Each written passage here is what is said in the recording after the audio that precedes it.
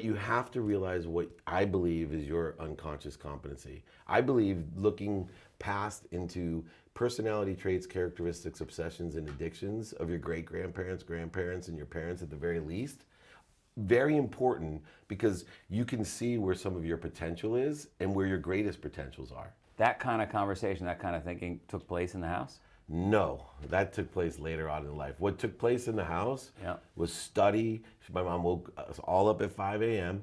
Right. Kept us all out of trouble. I told you earlier, my mom was a black belt, third-degree black belt in the martial art of Jewish guilt. Yeah. That was a driving force. Like, all of us respected my mom so much, and I'm not sure that exists even in my own house. I dream about it, but I look at those 6 kids, and if my mom had a tear in her eyes, we would all lie in front of a bus for her. Wow. Because every morning, I get choked up because I'm still 51 years old. Yeah. What she did for us drove us.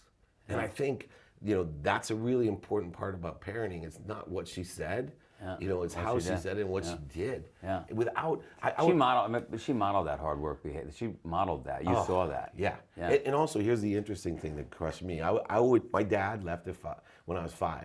Super successful. It's the 70s, so he didn't pay child support. Right. What they call a deadbeat dad. Married a girl closer to my age than his.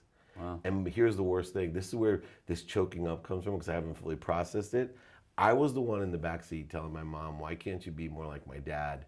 You're such a loser." Oh, right? That's a tough one. As a little boy, but then luckily by the time I was 10, I realized my dad was an overseller, back-end seller, liar, manipulator, and cheat. And believe it or not, my life changed. I was a multimillionaire in my 30s when I realized that I was an overseller, a back-end seller, a liar, a manipulator, and a cheat. And I had to confront, luckily my wife, my best friend, and my father of all people helped me confront the truth that I needed to change, or I'd be the richest man in the cemetery.